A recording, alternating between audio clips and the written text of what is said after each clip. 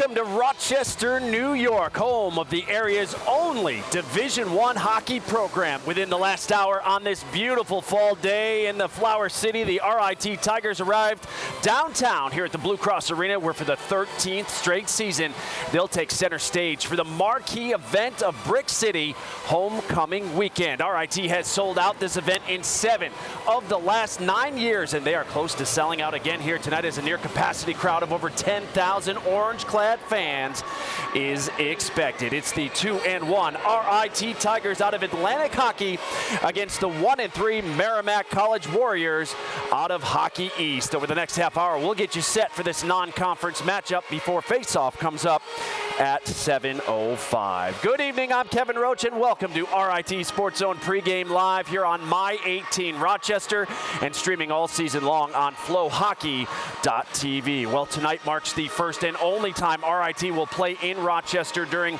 the season's first month. The Tigers opened the year with a 3-1 victory at Colgate before traveling to Toledo, Ohio last weekend, where they were invited to play in the 23rd annual Icebreaker Tournament. Tigers taking on Wayne Wilson's alma mater last Friday night, 17th ranked Bowling Green. Tigers trailed 1-0 after 1 in the second. Falcons odd man rush. Alex Barber finds Casey Lincolnheld, who slips it by Logan Drackett.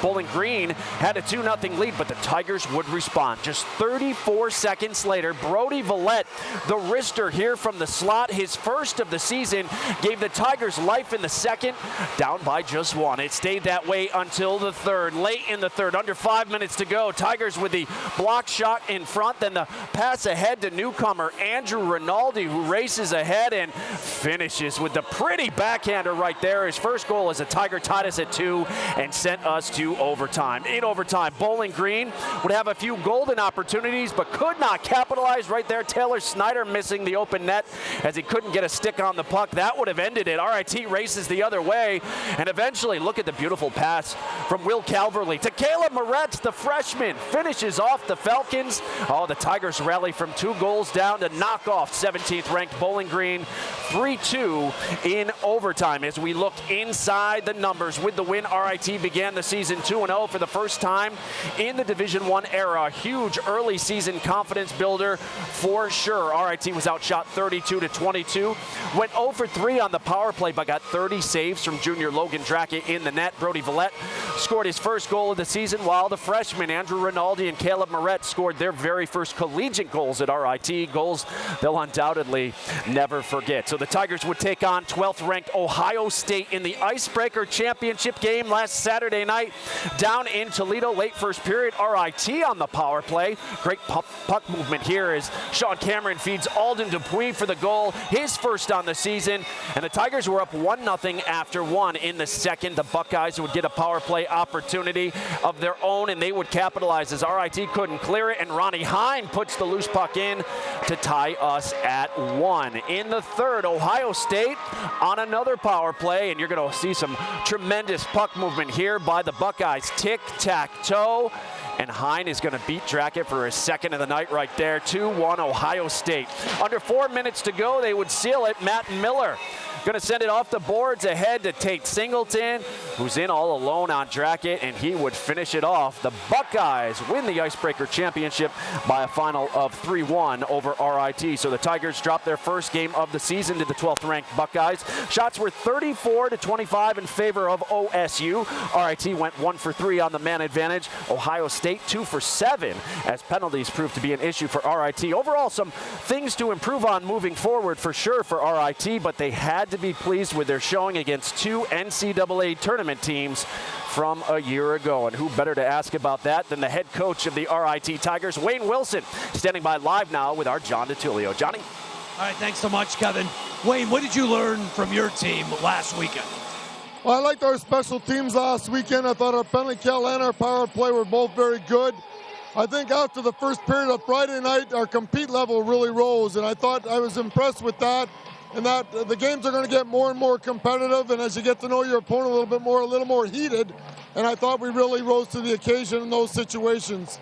Another non-conference game, so what do you want to see from your team tonight? I want to see continued growth. I think our freshmen took a good step last weekend as well, and I want to see them grow, but I think our whole team has to start getting a little bit better in all areas of the game, and we just keep putting teams that are going to challenge us, and Merrimack will be a great challenge here tonight. They're young, so what do you expect to see from the Warriors tonight? Well, that's the unknown. It's still early in the season as well, but the one thing we do want to do is get on top of them early and as much as possible, see how they do react to getting maybe in a little duress. So we'll find out whether we've got the mojo tonight to get it done, but we want to attack right off the get-go.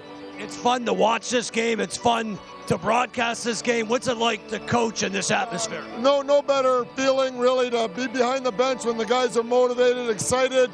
And now we just got to execute and stay focused in the present and enjoy the moment. Enjoy these types of games where you got a sold-out crowd. It's going to be electric tonight. Good luck to you, Wayne. That's Wayne Wilson, head coach of the RIT Tigers. Kevin, back to you. All right, Johnny, thank you so much. Well, while RIT has been focused solely on Merrimack all week, the Warriors haven't had the same luxury. Merrimack picked up its first victory of the season on Thursday night at Holy Cross before making the 6-hour trip to Rochester to begin preparations for the Tigers on Friday. The Warriors were out on the ice here at Blue Cross Arena this morning, and second-year head coach Scott Borick, he has a young team. How young, you ask? He had 16 freshmen on his 28-man roster, including all 3 goaltenders. So it's no surprise to anyone that this team has struggled out of the gates, losing 3 of its first 4 while being outscored 22-13. I think you got to be really patient, and it's not one of my strengths, frankly. But you want to be structured, demanding, and patient, and those 3 words don't always go together. But we've been trying to do that. We have a really good group of kids. They've worked really hard. They're doing a really good job trying to do that, and we'll just keep doing it. Have you talked to your team about what they can expect here tonight from this atmosphere? Probably the biggest crowd they'll play against or in front of this season? Well, hopefully it's not the biggest crowd they play in front of this season, but, we've just talked about it. It's a homecoming for RIT. It's a big event, and it's a great opportunity to play in front of a great atmosphere. So obviously it's great for RIT, but I think it's great for the opponent, too, because you don't get this that often in college hockey, and that'll be a lot of fun for both teams. Oh, it'll be a fun one here tonight. We're looking forward to it, and there is still plenty more ahead tonight on RIT SportsZone Pregame Live. Coming up, 7 years after capturing the Division III National Championship, the 2012 RIT women's hockey team returned to town to receive a big-time honor. Plus, it's 20 years and counting. Behind the bench for that guy, RIT head coach Wayne Wilson will share why he's decided to stay for over 2 decades now. But first, you're looking live at number 23, Darren Brady, the senior defenseman from Lake Orion, Michigan, sharing the captain duties this season with fellow blue liner Adam Brubaker and assistants Chris McKay and Sean Cameron. Darren Brady joins our Kim Coffey live next as we roll on live from the Blue Cross Arena in downtown Rochester. It's RIT and Merrimack at 7:05. They're getting ready. This is RIT SportsZone Pregame Live.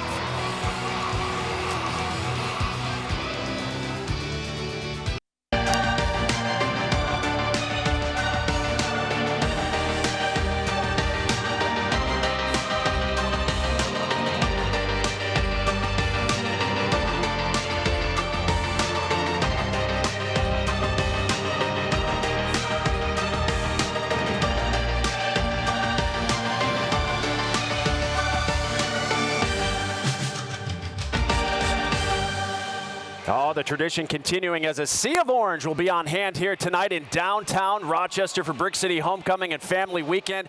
Here at the Blue Cross Arena as RIT hosts Merrimack at 7:05 as we welcome you back to RIT SportsZone Pregame Live. Merrimack out of Hockey East, traditionally one of the strongest conferences top to bottom in college hockey each year. Tonight will mark just the second meeting between these 2 programs, and the first since the 2011 season, a game won by Merrimack at Ritter. Now the Tigers 3-12-3 overall against teams from Hockey East, having defeated UMass Lowell last season, Providence on the road 2 years ago, and New Hampshire in 2010, a win that punched the Tigers' ticket to the Frozen Four. In net tonight for RIT will be number 30, Logan Drackett, the junior from Calgary. Started 34 of RIT's 38 games a year ago and has been between the pipes for all 3 games to start this season. Drackett has been solid, too, against some of the nation's top teams. He has a 2.01 goals against average, and he has a save percentage of 94 through 3 games. For the Warriors, on the other side, head coach Scott Borick will stick with the hot hand, number 30, the freshman Troy Coburn, whose career-high 34 saves led Merrimack to its first victory of the season on Thursday at Holy Cross. Coburn is 1-1 on the year, but has played in all 4 Merrimack games, giving up 5 goals while earning earning a save percentage just under 92. Well, one of the strengths of this RIT Tigers team is their experience along the blue line this season, which features 4 seniors, 2 juniors, 2 sophomores, and just 1 freshman. We welcome in Kim Coffey now, who's standing by live with one of RIT's senior captains, defenseman Darren Brady. Good evening, Kim. Thanks, Kevin. Darren, your coach talked about how traditionally this team does not need any extra motivation in the Brick City homecoming game. What is it about this game that makes you guys play so hard? It's got to be the atmosphere that the fans bring. It's my 4th year playing in it. It's nothing like it. Our fans are great, and they they give us the energy to play through these games. You guys are entering tonight 2-1 so far on the season. What does that say about the success you guys have had defensively with you and your returning defensemen? Yeah, we got a strong D-core. Our goalie's been playing well. Forward's been getting the pucks out and getting pucks on net. It's been quite the 3 games so far. We're ready to keep this going. You entered tonight as senior, playing in your last homecoming game. What emotions have you experienced heading into tonight? It's a surreal feeling. It's just to capture this moment and play in it. There's nothing like it. There's no words to talk about it, really. Darren, thank you so much. Good luck tonight. Kevin, back to you. All right, Kim, thank you so much. Well, it's been 7 years since the RIT women's hockey program captured the Division III National Championship, but that team is still earning accolades for its accomplishment. This summer, many members of the 2012 team returned to town to join Rochester's prestigious Walk of Fame. And the Rochester Institute of Technology Tigers will be your 2012 NCAA Division III Women's Hockey Champions. It's one of the biggest moments in RIT sports history, the day these Tigers earned the university's first and only national championship for a women's program. It's definitely the highlight of my career for coaching. It was probably the best moment I've ever had with this group of girls. It was a special bunch, and it's tough to put into words. It was honestly still one of the coolest days of my life to this point. My family in particular was there, and after the game was awesome. But it's cool to look back to and see that, we did it at D3, and it just kind of worked its way out that we moved up to Division I after that, and then laid, like you said, a solid foundation moving forward. Losing in the title game the year before fueled the 2012 Tigers, as they weren't about to be denied twice on home ice. And they were a team on a mission, and it wasn't easy. This is a special group. When you have a team that accomplishes what they did, 28-1-1, to win that many games and then win a national championship, that speaks volumes about character, about leadership on that team was amazing. The coaching, the whole thing, the whole picture was perfect, picture perfect. It's a lot about their heart and their character as people, and you can see them now, life after hockey. They're all doing extremely well in the real world. And I think they learned a great foundation from RIT of, you can get knocked down, but you can get right back up again and just kill it, and it's been awesome to see them grow up as adults, young adults now. In August, many members of the 2012 team were reunited in Rochester. The champs were honored as a team of the ages and were inducted into the Frontier Field Walk of Fame. To be recognized as a team, that's the way we wanted it, because we never had the superstar. We didn't have that individual on the team, and to be recognized as a team, that speaks volumes of what the group actually was. They didn't want that recognition individually. They just was one team, one goal, that was it. So to go in together, that you couldn't ask for anything more. This team will forever be remembered as champions, but they also hope to be a symbol of what it takes to win even now at the highest level. Division I is not easy. We're not, you're not winning. You're not going to have a 28-1-1 record. So there's lots of hard work that goes into it. And I'm hopeful that when new girls come into the program, that they can look back at our team and really see the effort that we put in and the success that we had in order to grow further. Yeah, the 2012 RIT women's hockey team honored there. It's RIT's 4th team of the ages to be inducted into the Frontier Field Walk of Fame. They joined the Division II and III men's hockey championships teams, as well as the 2010 Frozen Four squad, also inducted in the Walk of Fame in August. RIT men's head coach Wayne Wilson. The RIT women's hockey team began conference play this weekend down in Erie, Pennsylvania. Tigers had a tough weekend, dropped both games to Mercyhurst 4-2 last night, 6-0 this afternoon. They are winless through their first 6 games, and they are back on home ice next Friday and Saturday when they host Brown at the Policini Center. Elsewhere in RIT athletics today, the RIT women's soccer team not won 6 straight games following a 3-0 victory over RPI. They'll play their final regular season home game on Thursday when they host the U of R at 3:30. You can watch the SportsZone live stream of that game on RITathletics.com. And the RIT men's soccer team losing a heartbreaker today to number 9 RPI. Tigers fall 3-2 in overtime. Well, still to come on the program, he's in the midst of his 21st season as head coach here at RIT, and he never even wanted to get into the profession. Our conversation with Wayne Wilson is on the way as we're getting closer to puck drop here between RIT and Merrimack. We're so glad you're with us tonight. This is RIT SportsZone Pregame Live.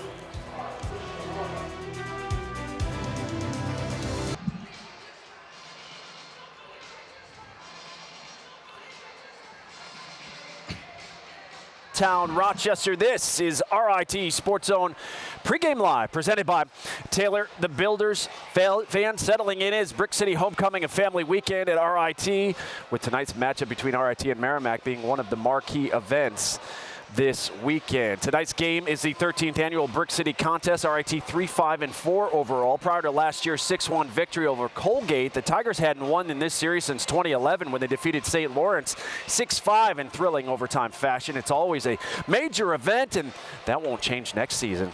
Notre Dame comes to town to take on the Tigers. Should be fun. Tonight, RIT looks to beat a Hockey East team for the 3rd straight season while earning back-to-back Brick City victories for the first time in school history. With more on tonight's matchup, we're joined now by the guys who begin their 12th season of calling Tiger hockey, Gene Battaglia and John DiTullio. Good evening, guys. Good evening, Kevin. Always great to be down here. And John, I love the symmetry because where the Tigers want to get to at the end of the year, it's got to be right here. It starts here, and hopefully it ends here. 100%, and they've got the makeup to get back down here and eventually get back to the NCAAs. There's no question about it. Talking to Wayne Wilson this week, I mean, he's really high on this year's team. And he has a lot of reasons to be high. He's got a lot of depth. He's got good veteran leadership. He's got the fast.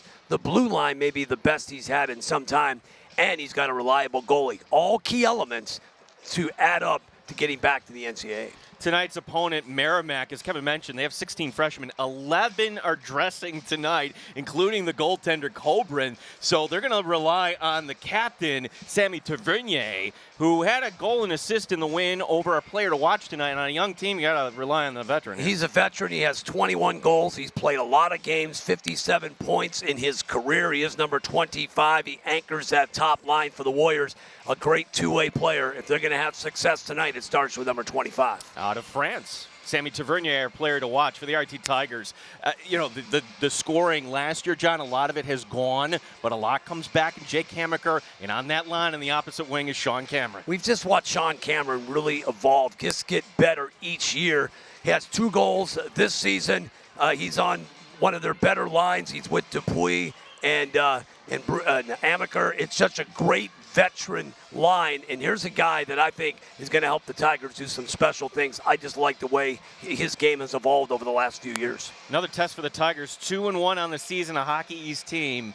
What do they got to do to make it 3-1? Well, when you look at some of the keys tonight, it's going to start with capitalize on special teams. When you look at the Warriors, tied for 56th a year ago in their penalty kill, 59th out of 60 teams in their power play, and the Tigers already have 3 power play goals this year. And no longer relying upon that big line. They've got to spread out the scoring. They've done that so far. They got 4 quality lines and unbeaten in the last 4. You can't disappoint the 10,000. Feed off the crowd, jump on the Warriors early, and then enforce your will the rest of the way. But a key fast start, paramount for the Tigers. Love this atmosphere here tonight, Kevin. Can't wait to call this one tonight at 7:05. All right, guys, we'll check back with you at the top of the hour. Thank you. Well, Wayne Wilson has put his stamp on the RIT hockey program since arriving on campus in 1999, continuing a long and storied tradition of excellence on the ice. In April, the head coach was rewarded with a contract extension that keeps him at RIT through at least the 2025 season. And as we discovered, it's been quite a career for someone who never wanted to be a coach. Wayne Wilson won a national championship in 1984 during his final season at Bowling Green. And while a professional career never panned out for the defenseman, a career in coaching did, when his alma mater came calling in 1988. Jerry York, the coach at Bowling Green, asked me to come back as a graduate assistant. And it was really then that's when it really, and it happened quickly in that I said, geez, this is really what I'd like to do. And I was not ever really thinking of going in that direction until that opportunity occurred. Wilson spent 11 seasons as an assistant at Bowling Green before finally getting a shot to run his own program here at RIT. I applied for the job and they were looking for a hockey coach, a head hockey coach, and a rink manager. And my master's was in recreation facility management. So at least from a degree standpoint or from that, I checked all the boxes. If they're not pinching, let them know they got time. Wilson has been here for 21 years now, guiding the Tigers from a Division III powerhouse to a Division I success. The Cinderella story of the tournament so far, the Rochester Institute of Technology out of Rochester, New York.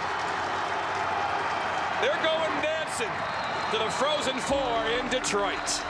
There's just a lot of teams that have never made it there, so we're in a very select group of making it, and then it gets a little bit more selective in winning it. And yeah, that's something. What a tremendous accomplishment, and something that I'll always look back on fondly. President Munson has made it, pretty well known that they're exploring the opportunity to go Division I across the board. What would that mean, that decision mean to the future of the hockey program? Well, I think, one, it would allow us scholarships, so that would make a significant impact. We would make another step forward for sure. It would make a big impact on our program because we've got everything else in place, the staffing and an arena and support of the administration and the school, the fan base, and we've got all those things, but we'll never be able to get the elite player, maybe the drafted player, so to speak, until we have scholarship. The Tigers are going back to the NCAA tournament. Despite not being a scholarship school, the Tigers have remained competitive. And while Wilson has had opportunities to leave, his work here isn't done. I feel like there's still unfinished business here a little bit, and then we talk scholarships. I would like to see us take it to that next level with scholarships. I'd like to see how we can compete on a more level playing field nationally. I guess I'm on the backside of my career as well, that I kind of like to finish something I've started. Been quite a ride for Wayne Wilson here at RIT. He's won 368 games, led the Tigers to 4 Atlantic Hockey regular season titles, 3 Atlantic Hockey tournament titles, and 3 NCAA tournament appearances, including that 2010 Frozen Four in Detroit. And he's the only coach to be named both the Division III and Division I National Coach of the Year. Well, we're closing in on game time between RIT and Merrimack. We'll wrap things up from here next. This is RIT SportsZone Pregame Live.